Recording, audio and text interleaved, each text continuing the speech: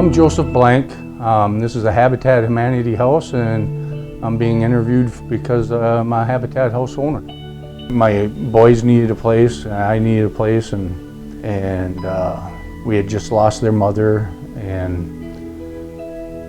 we just needed a good home to raise the boys in, to give them a life to be able to succeed in life. Well, I had to go through an interview process of who I was and why I needed or wanted a house.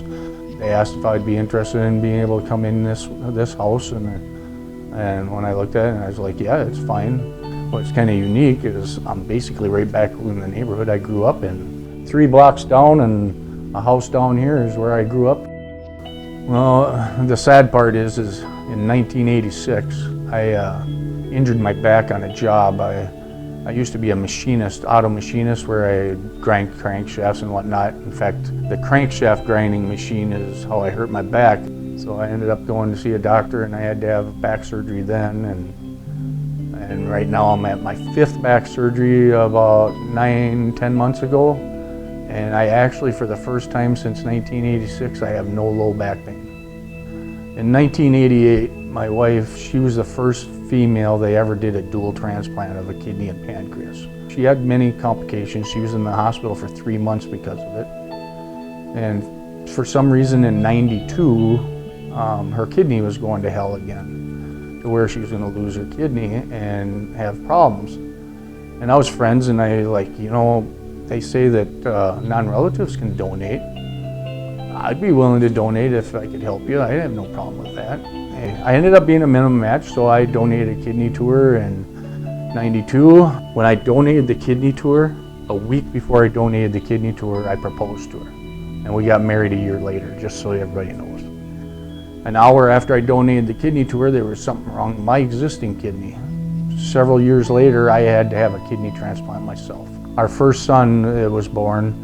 He died before he was born, and thank God, because she was having complications, I had taken her to Mayo.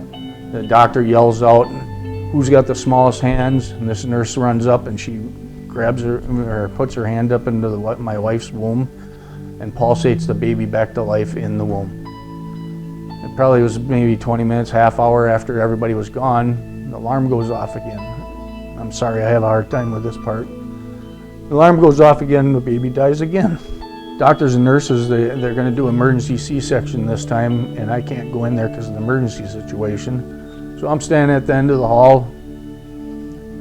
A nurse comes out of the door off to the right of where they took my wife through for the baby. And as we're walking down the hall, she's telling me that she's sorry, but my son was dead for over 3 minutes.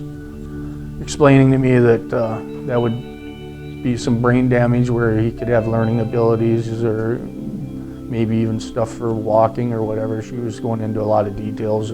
Well, I'm here to tell you that thank God for miracles with God, whatever.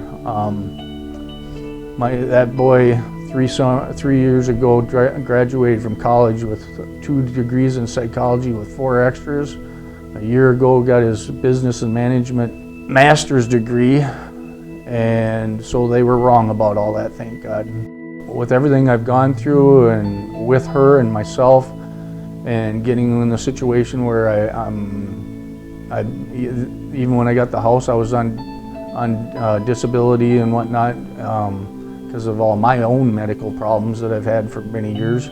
We wouldn't have had a house. We wouldn't have been in the situation where we're at and stuff, to where the boys had a chance to be able to grow up, to become young gentlemen, to be able to go out and expand their own lives.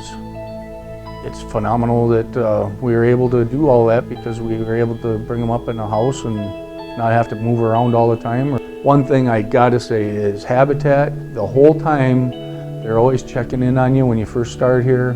Can't say enough about that either. They have quite the team that supports you through everything you're going through to even start to have your own house and stuff, which is great. In fact, I plan on staying here until either I go in a nursing home or whatever, because I love the place. I'm close to the river.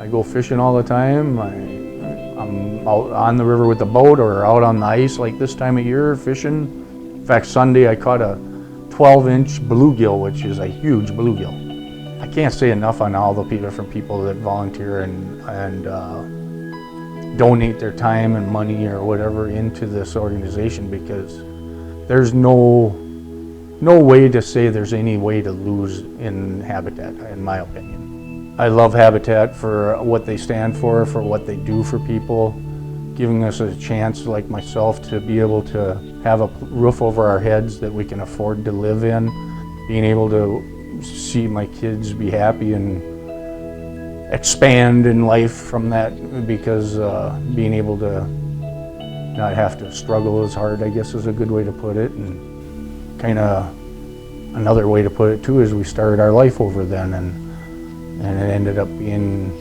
pretty good. I mean, we had ups and downs like anybody else, but I'm pretty proud of where we're at and stuff now, that's for sure.